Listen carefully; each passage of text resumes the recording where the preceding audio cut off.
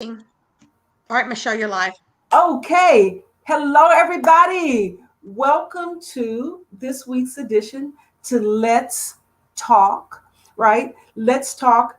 Tonight, we're talking about stress, we're talking about family, we're talking about food, and we're going to welcome back our favorite, our own Lafaya Mitchell. I want to call her our team licensed marriage and family therapist. We have our own LMFT.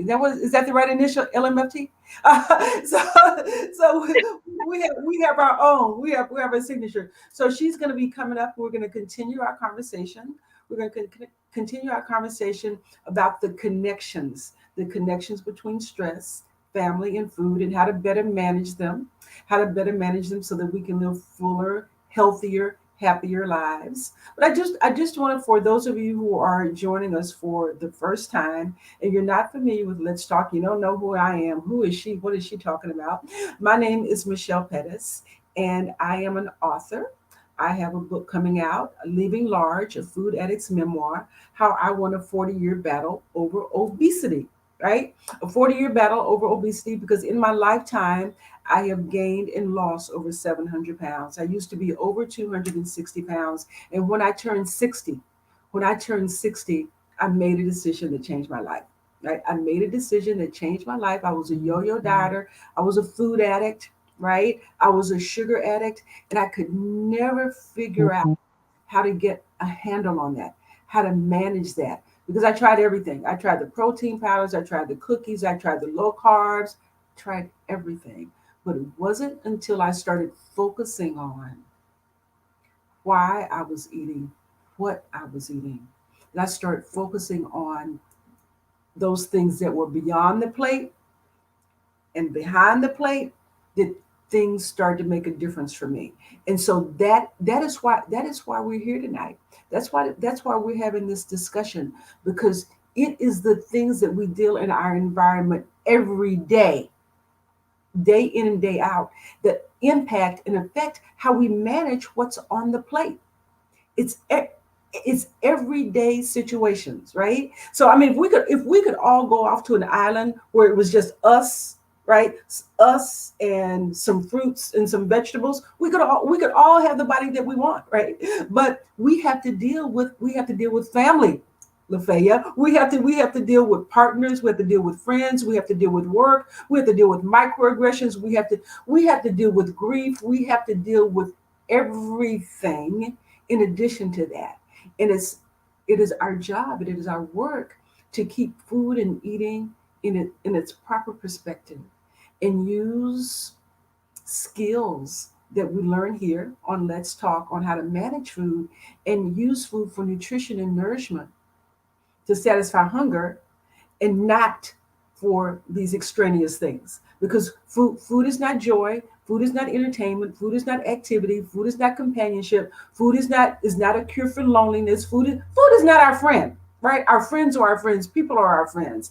And when we start focusing on our relationships with ourselves, right, and fine tuning those, and focusing on our relationships with our family, ourselves, our family, and then our friends, then we can keep food in its proper perspective. And that's why we have Lafaya on tonight, because she's going to talk. She's going to do the family thing for us, and help us keep us on track. So, if you're watching this, I have just a few requests. If you're watching this and any of this resonates with you, please share it, right? Share it on your Facebook pages, share it on your social media. If you have friends that have tuned in to Let's Talk before, you need to call them and remind them, or text them and remind them that we're on. Please do that. If you have any questions, put them in the chat and we will address them. We want to answer everybody's questions about everything, even if you feel like it might not be on topic. If it's something from last week or 2 weeks or 3 weeks ago, we'll jump on that tonight, right? If you want to be on stage, the link is in the chat. You can be on stage. We'd love to have you on stage and part of the conversation. But we're here every Sunday night for you. We're here because food is so connected to everything that we do, that we need to really figure out how to focus, right? How to focus on the thing that is going to get us through our day, and then use food to supply the nourishment for our bodies that we need. And with that, Lafaya, thank you so much for joining us. And if you all weren't on before, you don't know who Lafaya is, I'm going to have her do a quick introduction, and then we're just going to roll on from there. Okay, hello everybody. My name is Lafaya Mitchell. If you were here the last time I was here, you noticed the background is very different because I'm at my office now instead of being at home. I was doing a lot of home stuff before, but I'm a licensed marriage and family therapist. I've been in private practice for over 20 years, and I've been working with families with children who have not disabilities, okay, but disruptions in abilities as far as how they behave, how their emotions work, and all of that. And Michelle and I came together because we understood after the first conversation that we had that there's so much crossover when it comes to what it is that I do with working with families and relationships, and what it is that she does helping people to really understand themselves in a way that creates a situation where they can manage themselves in what I feel to be like always, but now we're looking at weight management and all of that, where they can manage themselves in such a way that they are true to what their desires really are. Now that's at the bottom of what it is, that the foundation of what I do is helping people to be in alignment with their truest desires. So once I share with her my core four of the LaFayette way, she was like, oh my goodness. And when she was sharing with me what it is she does, I'm like, oh my goodness. And then we are like, okay, so we like simpatico, all we're like right there because our concepts are so intertwined, because really truly it all of it is about relationship. And I love to talk about your relationship with yours, as Michelle mentioned, relationship with oneself, because if you don't master that, then you will not be successful in any other relationship, whether it be, like you said, with family, friends, whatever. You're going to find yourself always feeling like you're lacking. Mm-hmm. Just like when you're getting into, how you manage the way that you eat and all of that, you will find yourself feeling like you're lacking when you're working on when you think you're working on, I'm going to lose all this weight, right? So I have to deprive myself Mm-hmm. of something in order for that to happen. And if you have, and which most of us do, any kind of resistance in your mind, because I don't want to have to lose out on something or miss out on something or deprive myself of something, and that leads to eventually kind of flip flopping, going back and forth. Mm-hmm. But I know I'm getting a little bit deeper into it, but again, I'm just supposed to introduce myself, and I love to But, teach. So but Lafayette, that was a great segue when you talk about losing, right? And this really is about the story we tell ourselves about our journey. It is the language that we use. And so, yeah, you could come from the standpoint of say, I've got to lose this weight, I have to deprive myself, but that means your focus is on the food, right? And food, we have talked about before, quite frankly, it is not the end. Food is just the means to an end. And if we focus on what I want is my truest intention, whatever that happens to be.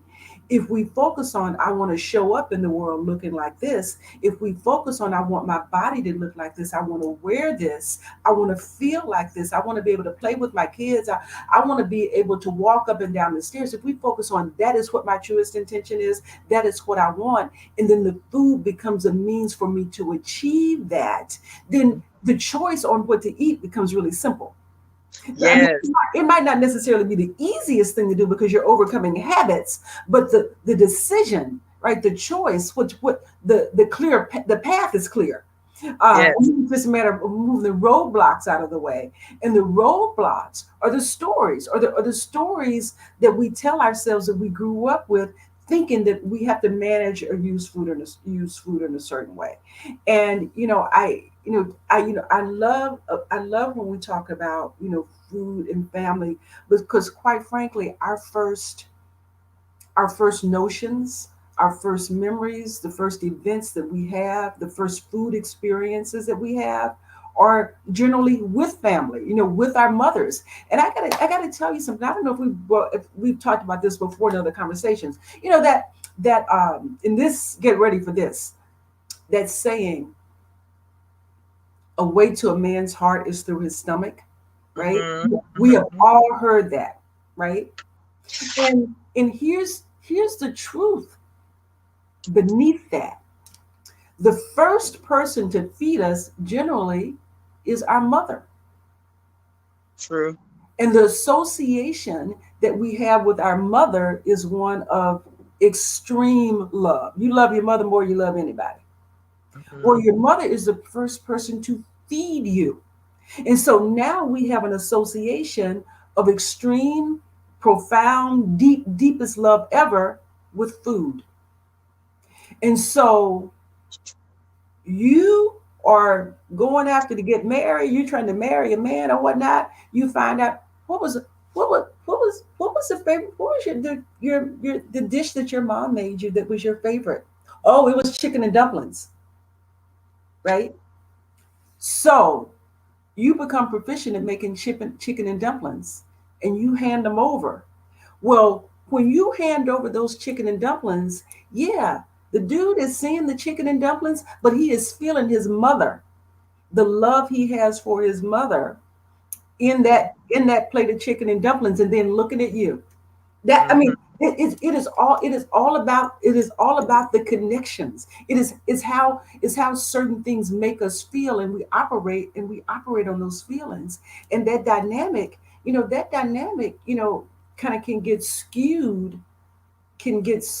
in a family situation. And I Now, I let see me, let me, I see you about ready to say something. Come on. because I'm thinking about this. I'm like, man, okay, so we thinking about those chicken and dumplings, and then you found out that was his favorite meal. And at first, you bring those chicken and dumplings, you're the best treated wife in or woman in the world, right? But what about when you get to that place now and you know, okay, so this is truly it solidifies for us even that our love language, includes this show by way of food. Now, Yes. what about when the chicken and dumplings stop working? So you guys have been together for a while now. You still making the chicken and dumplings even better than you could before because you learned what he really likes. Now he's like, no, they need a little bit more salt. Getting through all that.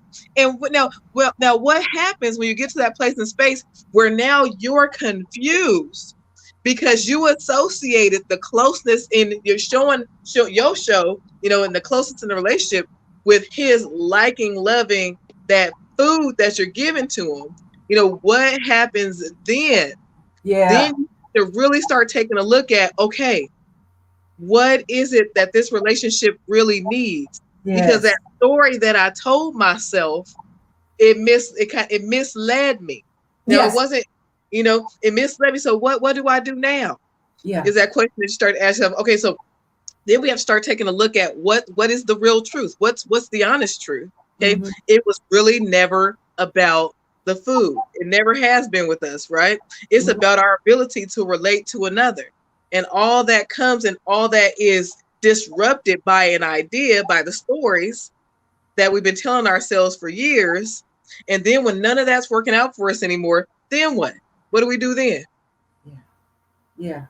Yeah. That that's where we start unpacking. That's why the relationship is so important.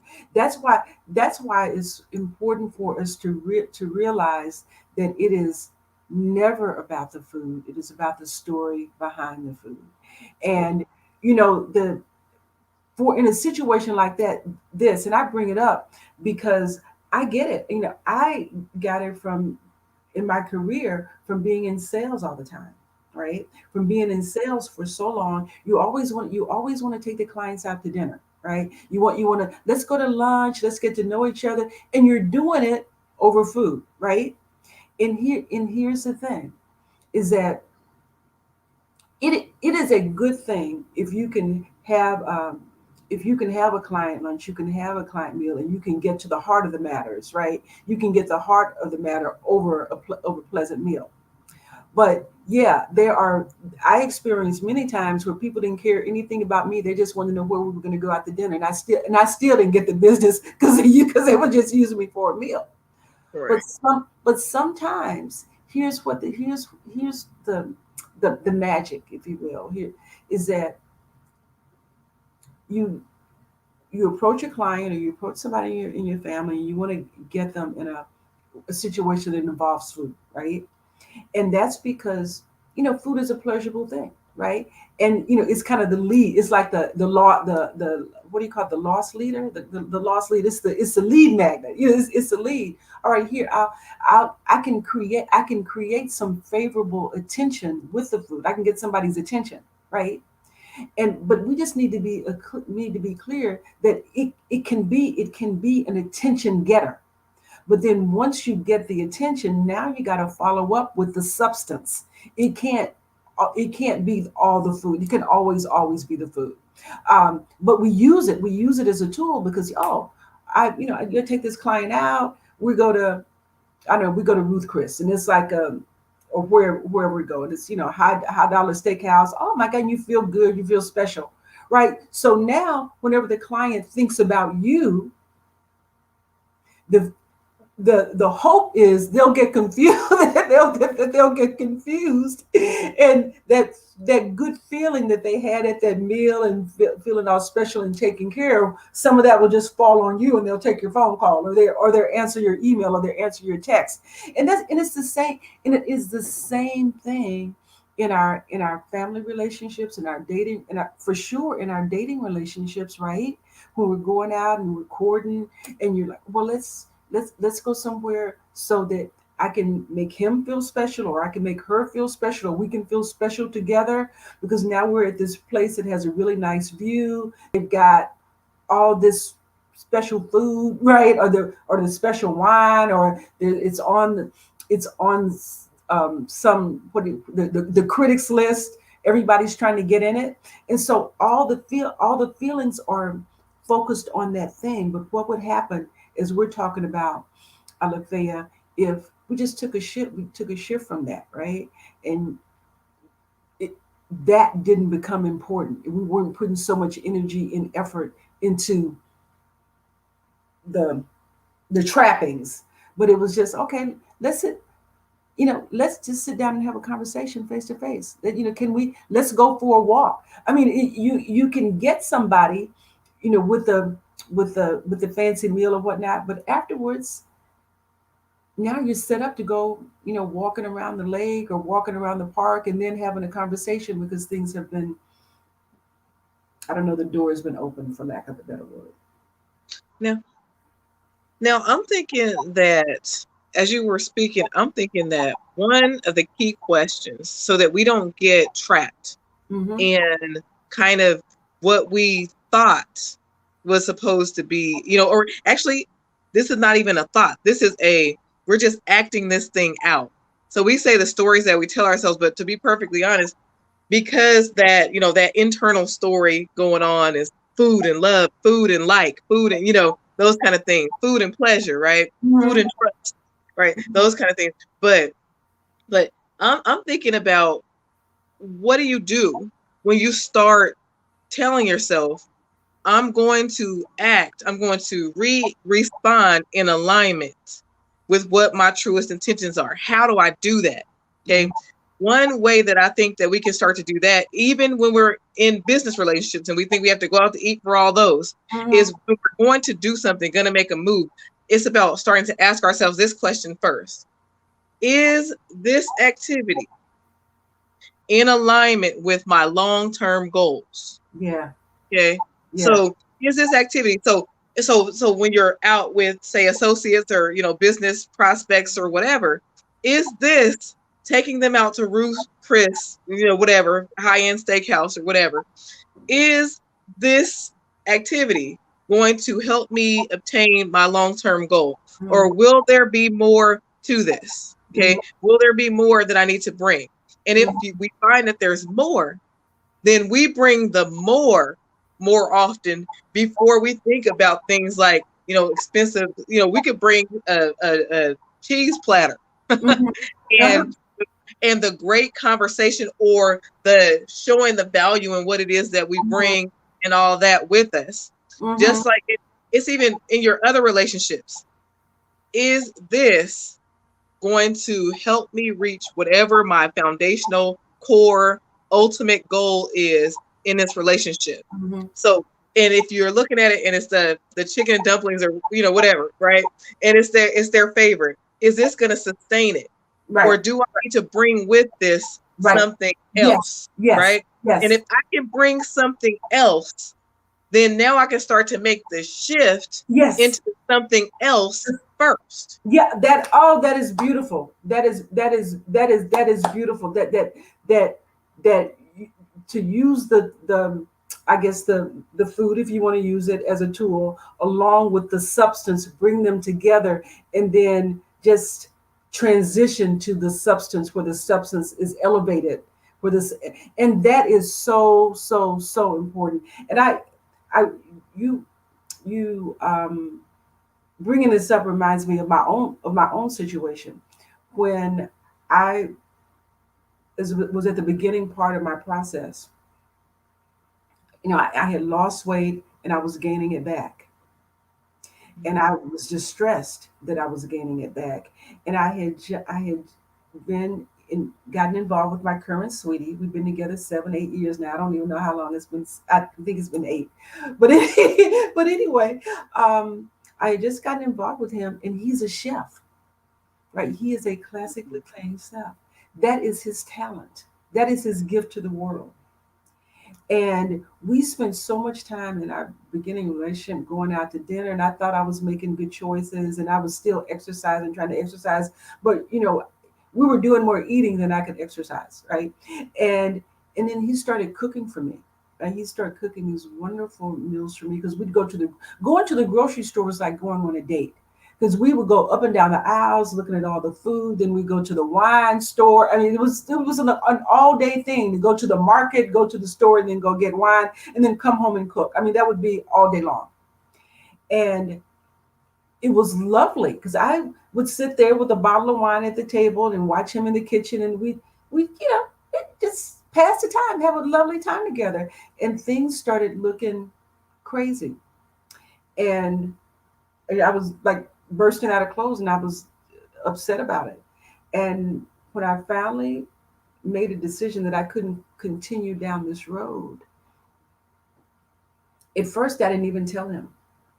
At first I didn't tell him. I just said, I'm not hungry, I already ate, and I know he noticed my eating habits would change, but even then he would go to the store, he would bring chips for me because I love chips. He would bring chips, but they were blue corn tortilla chips, and I'm like, okay, they must be healthy. But he would always bring the stuff that I like, because he's thoughtful like that. He bought a shower cap for me when I was wearing a grocery bag on my head. That's just what he does. But anyway, um, but I got to the point where I decided to tell him that I was eating in a different way, because what had been happening was that he would cook and I would eat because I wanted to show him that I appreciated his effort.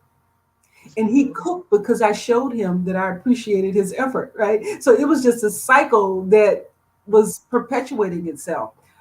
But I went to him and I said, I've had these challenges with my weight all my life, and I'm trying to get this under control, and I'm on a program, and here's what I have to eat. And he said, give me the list. He said, I want you to know you don't need, if you want to do this for yourself, do it for yourself. But don't think you have to lose weight for me. But if you want to do it for yourself, I will support you.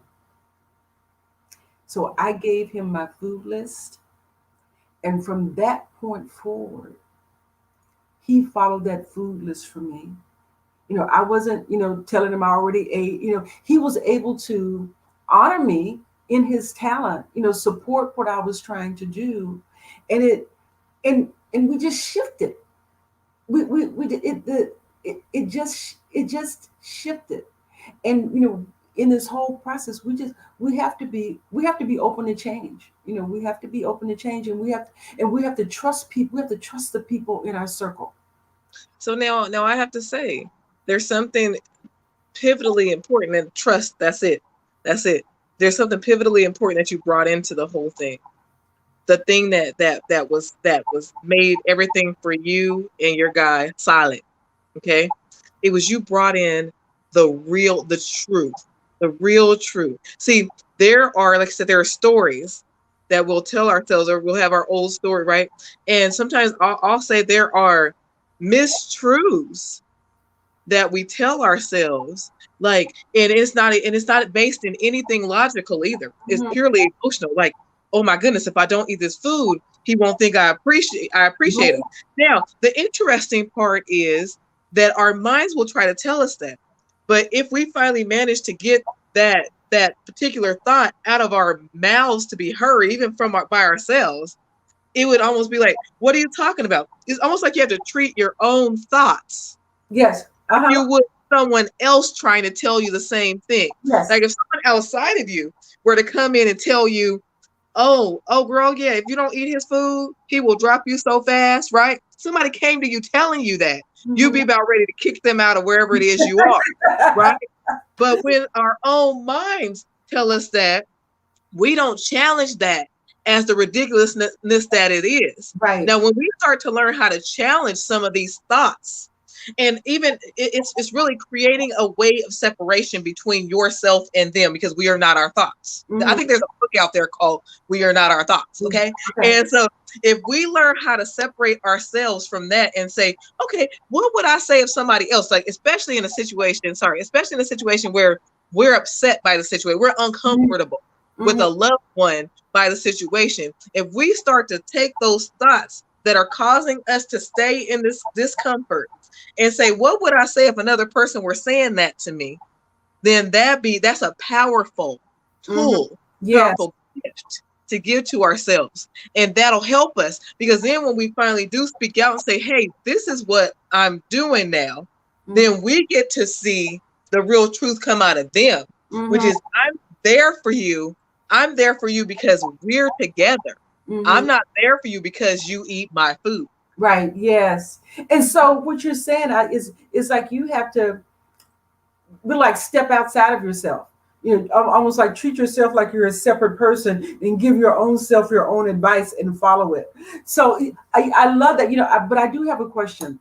I do have a question. If anybody is watching, right?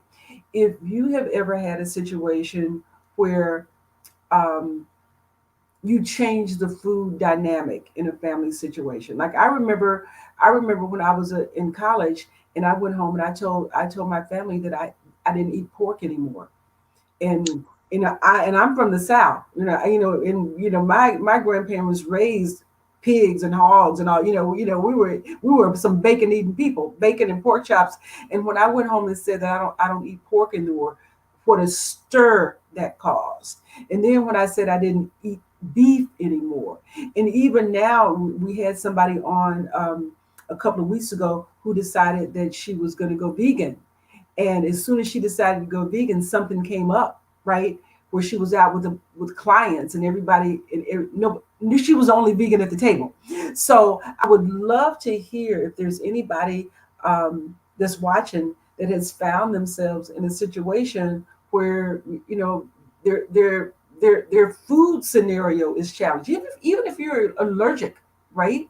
If you're allergic to certain foods, to seafood, to peanuts, all of that is those are all things that um, influence our food story, that inform our food story, how we act, how we move, how we interact with certain foods, all of that. Just the situation that I'm not sure if we talked about this last time, Lafay, or not, but we can unpack it a little bit today. Is eating everything on your plate, the the the cleaning your plate scenario. So if anybody has any comments or memories or thoughts around using food as reward, or if you don't do this, you know or food as punishment, if I don't know if that was, big in anybody else's family, but dessert was a big reward. Okay, you eat your peas, you can have some banana pudding. Right? Using food as a negotiating tool, right? Rather than for what it actually is. So please put your questions in the chat. We're here to just jump all over them. But I do want to go back to Lafayette, what you were talking about, your truest intentions. Yeah. That Yeah, no, it's there's so many, and I mean it's simple and it's difficult at the same time. Okay, because in order to get to your truest intentions, you have to know what they are. Like you have to get into the habit. You have to make it a normal, a consistent. You have to effort to know what your real truth is. Like what are my core goals? What do I really want? Because when you actually know these things, it helps you to make sure that your responses are in line. Like it helps you to know exactly what your next move should be.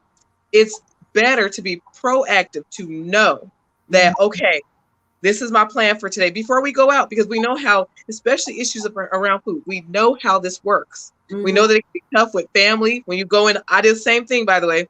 I went in one day and told my family, not eating pork anymore. Oh my goodness. Talk about some, and I was a teenager when I did it. So my dad was like, oh girl, please. I'm not shopping. He was like, I'm not shopping any differently than I did before, and all this stuff. And I was like, well, then you're gonna have me in a position where I can't eat the meat. Right. Right. you know Right. and so but then the interesting part was eventually when he saw that I was serious and I was consistent about it, Mhm. then he started buying turkey bacon, and Oh, doing oh, you know, like, but you know what, Lafayette, that speaks to having a relationship with yourself. That speaks to teaching people how to respond to you. And I mean that's a prime example, is that we have to be able to stand our ground, stand in our own beliefs about what we're going to put in our own bodies, what we're going to ingest. And Nancy just had a great comment that I want to talk about. I want to pack that a little bit about going out to eat and telling people that she doesn't drink, right? And that is so prevalent, in our culture, especially when you're out and you're entertaining clients. If you have business luncheons, I know, because I will I will tell I I drink now from time to time, but I used to drink a whole lot more. And a lot of it had to do with, first of all, I wasn't drinking water. And mhm, I didn't even realize that I was thirsty. And so that's one of the reasons that when you're getting on this path and getting on this journey, it is so important to get hydrated. It is so, first of all, water hydrates you. It makes you feel full, right? It makes you feel full. It doesn't have any calories whatsoever, and our body can survive longer without food than it can without water. The what are you, the circumference, the not the earth, the density, the percentage of the earth is more water than it is land. And so it is with our bodies. So water is critical. But because I didn't drink water back in the old days before I was brand new, I'd go to a client meal, right? I'd get there early, I'd have a glass of wine. If they were a little late, I'd have two glasses of wine. Then we'd have the meal, then I have wine again, right? Then we're gonna have an after dinner drink, right? You do that 3 or 4 times a week. You do that 3 or 4 times a week, and the calories mount up like you will not believe. But also, what happens is that it becomes a part of how you operate. Because that's how it was with me. But just like as easy as it was to kind of like fall into that routine, I just once I made a decision that I didn't want the calories, I wanted a different end. I wanted to feel differently, right? I wanted to look differently, and if the calories weren't worth it to me, I just flipped the script. I just flipped the script. So what I started doing, I realized what I liked, just for me, was I like the experience. I like the experience of the drink. Not necessarily, it wasn't even necessarily about the alcohol. It was just, the bartender shaking the martini in the silver shaker and pouring it in the beautiful glass. I like that. I like the bottle coming to. I like the whole. I liked all of that. So what I started doing is I remember the first time I went to a bar and I told the bartender I wanted a virgin martini. He looked at me and he said, "A virgin martini? What is that? Because martinis are all alcohol." I said, "Here's what you do. You get that little shaker, you put some club soda in it, you put a little pineapple juice in it, you put a little cranberry juice, you get one of those fancy glasses, you shake it up and you pour it in it and you give it to me." And he did. And he did. And I sat there and here's what I did. So instead of having four martinis when I went out, I started having three martinis and one of my virgin martinis. I did that for a little while. Then I went to two martinis and two of my virgin martinis. Then I went from one martini to three of my virgin martinis. And then I didn't even need all of that. Then the glass didn't even matter. Just put it in a paper cup. It's okay. You weed but I say that to say is that I started with that one thing. And once I was able to do it with that one thing, just the disruption, right? Just challenging my own thoughts about, oh, you're at a bar, you're out to drink, you have to have a drink. No, you don't. That's just a story, which Nancy just proved with her comment. You don't have to. People would get used to, oh, you don't drink. That's right, I don't. Oh, you're not having alcohol tonight. No, you don't drink. Yes, I do, but not tonight. I mean, that's my answer. I do what I want to, but I don't want to tonight. What's really nice is when you commit and you keep with your consistency, then other people will start telling people for you, oh no, she don't drink. Don't pass by her. And even if it's when you start saying, hey, I don't do the desserts, they'll be like, oh yeah, no, skip her. She didn't do that. Right? It's not. That's true. Yeah. Other people will start telling your truth for you. Yes. When you stick to it. Yes. But the thing is, we have to know what our truth is. We have to find our truth. We have to and we have to go through the process of finding our truth. And that's I'm going to do a shameless plug here now. So that's what I do in my workshops with finding your food story. People ask me, how did you lose the weight? How did you keep it off? Because I tried for 42 years and I would always gain the weight back. I was always fighting. I was always battling. Until I got to the truth in my food stories.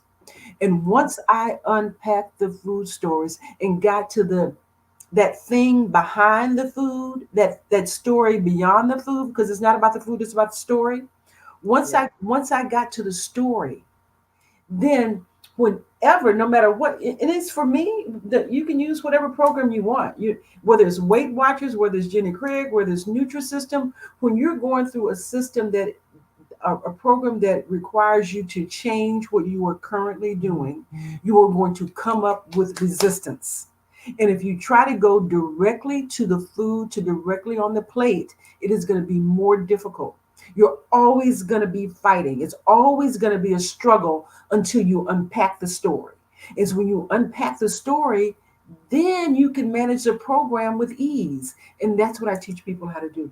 That's what we do in our Write Your Food Story workshop, is we set you up for you to pick your plan. And then when the resistance comes, when it becomes hard to do something, hard to make a change around sweets, around alcohol, around bread, around butter, around eating at night, around McDonald's, around whatever your issue is, then we unpack the food story. And then you can understand, all right, here's what I'm dealing with, right? It's not this. Here's what's going on. This is this old story that I need to get to. I just want to highlight, because that was fantastic. I just want to highlight what you said at the beginning of what you just finished up saying. I was always battling until I started to deal with the real truth. Okay. Now that's very important because I know there are many people out there wondering, why is this so hard? Why am I having such a hard time? But when you first of all realize that the real truth, and if this is what'll help you recognize, whether or not you're dealing in the real truth. Okay. When you're dealing in the real truth, then it's gonna feel finally right to you. Okay.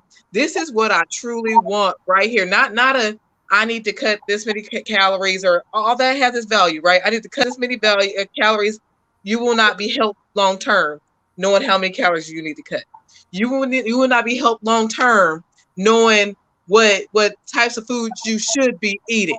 Okay. You will be helped long term when you deal with your real truth, which is what I really want is to be able to walk my kids to the park. Or whatever your truth is, what I really want is to be able to, if it's fit in this bikini, because that's what's gonna make me feel good about myself. Mm-hmm. What I really want is overall to feel good about myself. Mm-hmm. When you start dealing in that real truth, then the battle becomes not so much a battle anymore, Mm-hmm. because all of a sudden those foods that you thought were good that were bad for you, right? That you go to, that Big Mac or whatever, right? The foods that you thought you liked before will no longer taste the same to you. Yes, So yes. when you try eating them, now it's gonna be like, ooh, you know, this doesn't. I don't even know. I could have ate some carrots and had a more enjoyable time than this, Because right? they don't get you to your truth. They don't get you to your truth. You start the meaning of the food changes. That's the work. I mean, that's the secret, is that we think that it's willpower. We think that it's self-control. We think that it's self-discipline. We think it's all those things, but it's not. What it is when we change the meaning of food. When we change the meaning of what the food means to us, and we look beyond the plate and we look beyond behind the plate, then the battle ceases, like Lafaya was talking about. The battle goes away because you know what you're trying to get to. And the reality is, here's what we're looking for. And everybody can fill in the blank. And when you come to the workshop, we go in detail about filling in these blank. We want the power to be able to fill in your bank. We want peace around in this particular situation. We want to feel proud when we fill in the blank. We want the freedom to fill in the blank. We want the joy of fill in the blank. We want to feel confident when we fill in the blank. That's our truth. Our truth is in those statements. Our truth is in finding the way to fill in the blanks with those statements. And and it's and it and it doesn't happen when we count the calories. But what happens is, once we fill in the blank, it's easy to count the calories. Once we fill in the blank, it allows us to get up and go walking, or go to a yoga class, or go work out, or find the thing that makes you feel good moving. it when you fill in those blanks, and those blanks are filled in with your real truth, then you don't have to worry about being motivated, right? You don't need some sort of external thing to motivate you, because it's coming from inside. Yes. That's where we're going. That's why this is so important. That's why this is so vital. That's why this is so vital. I'm sorry. I just kind of went off No, this is with my question. exciting. No, this is exciting because, see, right now, today, those who are within hearing reach of this information, it changes lives. It gives you the way, because initially it starts out with, you hear that this thing over here might work, this diet might work. They have what, the paleos and the everything kind of diets, right? And everybody's just, and everybody's lost in that. They're like, well, so and so over here tried that and it works great for them. So I watched her lose 80 pounds. I did the same thing. And people will say that to themselves. I did the same thing that she did. and I didn't, I hardly lost anything, Mhm, right? So this doesn't work for me. mhm, So I'm going to go ahead and try something else, right? mhm, mhm, But see, what they don't take into account is the likelihood, the strong likelihood that her over there mhm. who did lose the weight, we don't know what else went on with her. And Right. most of the time it means that there was something changed in her life. There was a story changed in her life in such a way that she now functions differently. Mhm, So it had much less to do with that kind of diet that she or he was on, mhm, and way more to do with with you know being who they truly mean to be. Okay. mhm, If we don't grasp that, if we're looking at what someone else is doing and we're finding ourselves, oh, we're failing because we didn't do what they did, then we have to dig a little deeper into what that do really was. mhm. And I was here. Here's something that's key about that, especially if you are a woman or a person of a certain age. And I say this because I was on that yo-yo treadmill. Yo-yo. I was on the treadmill. I was on the yo-yo for a long time. Is that the things that worked for me when I was 20 to lose 60 pounds did not work for me at 60 to lose 60 pounds. And along this journey, wherever you are, it doesn't matter where you are, whether you're 20, 30, 40, 50, whether 80, whatever age you are, the commitment has to be to the changing. And it has to be to the process, to the journey, because the mistake that we make, the mistake that I made, is that I thought that okay, I'm going to go on this diet, I'm going to lose this weight, and then I can go back to, then I can eat whatever I want, right? Or I don't. You change. I change what I would eat, and maybe get from a size 22 to a size 12 for a short period of time. But in my mind, I was still a size 22, so the weight came back. And so and I don't even want to say that this is a lifestyle, right? That something about that language doesn't even land right with me, because it's not even about a lifestyle. It's about who you are. It's about who you are. It's about it's about changing what food means. It's making a fundamental shift with the way you manage and deal with food in your life. Fundamentally. And the problem, the challenge is that we have all these messages around us telling us that food is something other than what it is. So Mhm. food is nourishment, food is nutrition, food is energy. The only problem that it will solve is hunger. But we have, and I used to work in advertising, so I know, but we have family, we have people telling us that it's family, we have people telling us that it's culture, we have people telling us that it's joy, we have people telling us that it's activity, that it's an event, that it's celebration, that it's reward, that it's punishment, that it's everything other than what it is. And we believe it. And so we have to consciously fight all these subliminal and overt messages that hit us. We have to get shored up with our own consciousness, with talking to our own selves. Like, this is just nourishment. This is just nutrition. This is all that it is. And I'm not saying that it shouldn't taste good, that you shouldn't enjoy it. I am not saying that. I'm not saying that at all. So if you want to reach out to me, you can, but don't reach out to me about that. you know, you know, that's not what I'm saying. But what I'm saying is, get your nutrition and your nourishment from food, get your joy someplace else. Get your nutrition and your nourishment from food, be entertained someplace else. Get your nutrition and your nourishment from food, find your friends someplace else. Get your nutrition and your nourishment from food, get your love someplace else.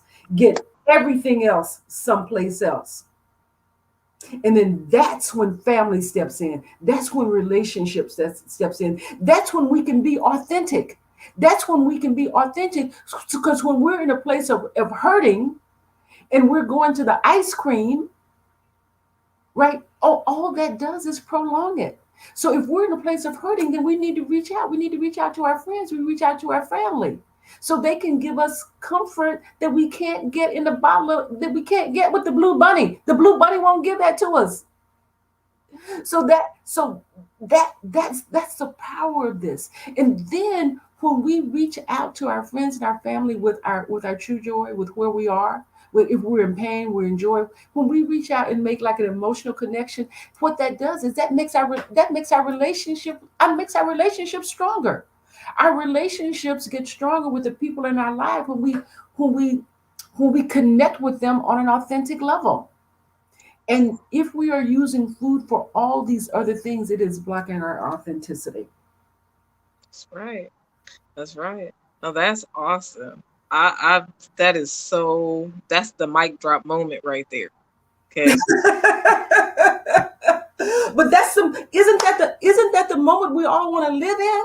Don't we? Yes. Don't we? I mean, what? I mean, just imagine what if we are living in a mic drop moment. If every moment was a mic drop moment. Yes. Yes. I mean that's what we're designed for.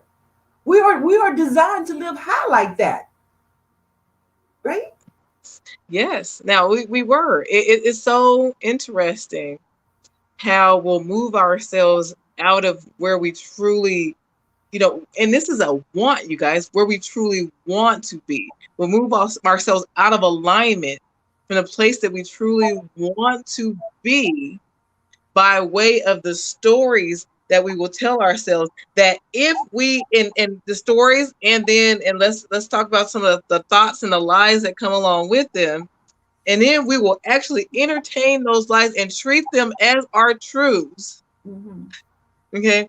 And so once you start to recognize the truth that the food is not love, that the food is not, which is like I said, entertainment, that the food is not, the food is food and meant for nourishment, then all of a sudden we are free from the Yes. whole of that old, and not saying that, and nothing against anybody who has, you know, fallen into that trap, nothing against it, because I think we probably may all have at one point or another, right? Mm-hmm. Mm-hmm. And so, but now it's time to know the importance of, that story. Maybe it had its place for a season. Right. Okay. Right. Now we are entering into a new season. So now in this new season that you are looking towards, okay, I'm not trying to say that everything in my past was bad, but I'm trying to say that I have in mind what I want for my future. And this is the way that I'm going with it. Mm-hmm. Okay. So we're not condemning anything. Mm-hmm. We're saying, now what? Yes. So we're looking at Miss I am, because he said it's a way of being. See, she speaks true to everything that comes, flows from her name. Okay. So who am I Mm-hmm. now? Mm-hmm. Okay. And see, and start to tell yourself, create that brand new Mm-hmm. story. Okay. That brand new you. Because without the brand new you, if what you have had in the past you don't like, you will continue to get, no matter what you think and what you're saying to yourself, what you got back where you were are. Mm-hmm. Okay. We want to get you to the being Mm-hmm. of the newness. And that's exactly what Miss I Am Brand New Now is doing Yes. for you through her Yes. work. Yes. Yes. Ah, thank you for that, Lafaya.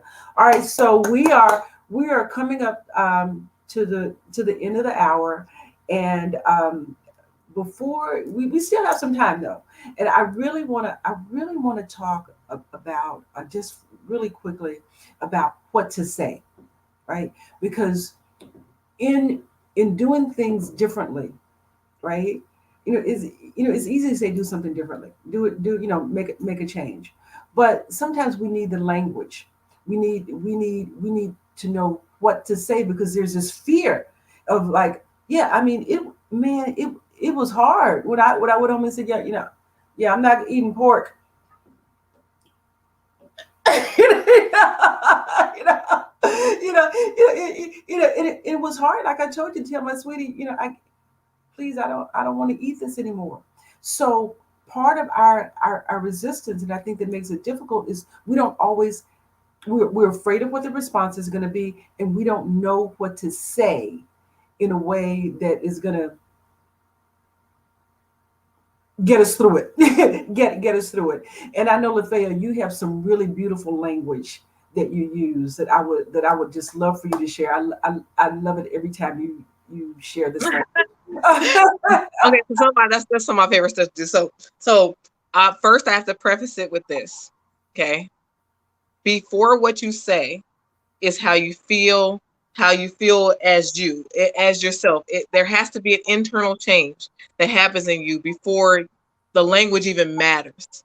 So there could be somebody they haven't made a decision. They haven't really, truly like dealt in their truth, but they've decided, okay, I'm going to stop eating pork. Right now, here's the difference maker. When you decide that you're going to stop eating pork because you want to lose weight, you're going to find it a very difficult task to sell other people on what it is that you're doing. When you've decided that you're not going to eat pork because it doesn't fit in with your long-term plans for how you want to present, okay, then all of a sudden your commitment to it will be with you every single time. So then you're starting to ask yourself questions like, is this in alignment with what I truly want? And when you say no to yourself, like if I have this, this burger over here, is that going to be in alignment with what I truly want? No, it's not. So then what language do you use with the people that you're speaking to? You speak from that space. Okay. Oh, you know what? That's not something that I'm partaking in anymore, right? This is something that I'm not really interested in having, but you enjoy, please. Okay? There's language that you can use and say, okay, I'm going a different way with how I'm eating, because I'm making a shift in how I want me to feel. Okay. So, and there's all kinds of ways, but just remember that it's going to come from, if it's going to work, it's going to come from that space of, I have no fear in telling you this because I know that this is truly about who I am. Yeah. Yes. Not about what I'm trying to do, Yes. what I'm trying to be. Yes. This is all about who I am. Yes. And your language will be reflective of that. Yes. Yes. Oh, who not it's who I am. And we have, the time is now, right? The time is now. The time is now to start asking the question, am I hungry or am I something else?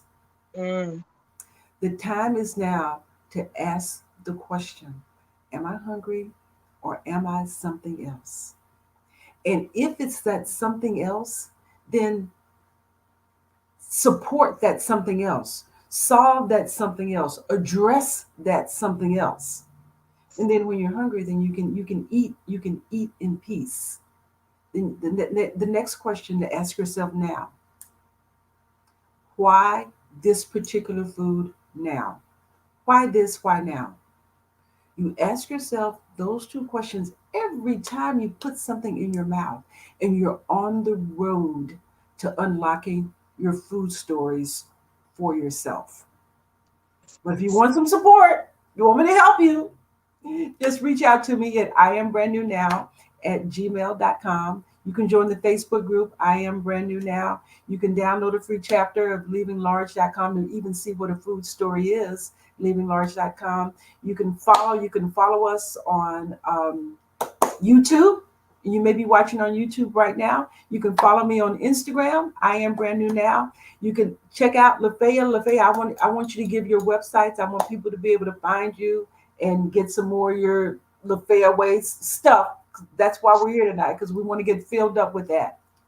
Okay, so now to reach me, and I'm all about relationship. So if you want to deal with the food and that piece, that's Miss I Am Brand New Now, not my territory. But I will help with parenting relationships, coupling, relationships with others at work and church and all that. That's me. Okay, but you can find out more about me through lafayaway.com.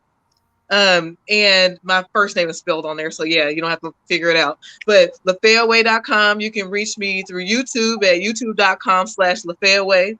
Everything's LafayaWay. You can find me on Facebook through LafayaWay. And I look forward to hearing from you. You know, if you reach out to me, just let me know, hey, I saw your show with Miss I Am Brand New Now, and I'd like to learn more about what it is you do and get more tips and tricks. Reach out to me. Easy to find. Thank you, Lafaya. Bye, everybody. We'll see you next month for Next stress month. free and fun. Colleen, our moderator, our producer. Keep it Thank you, Colleen. Thank you, lovely ladies. Mwah. you whoever you joined in tonight. If I hope that this conversation supported you. I hope you found some value, and if you did, let us know. If there are questions you want some additional questions, reach out to us. Join us next Sunday. Tell your friends about it, because we're going to do some truth talking. We're going to do some truth talking around stress, family, and food. Good night. Yes, stress talk and some life changing, right? Everybody Right. have a good night.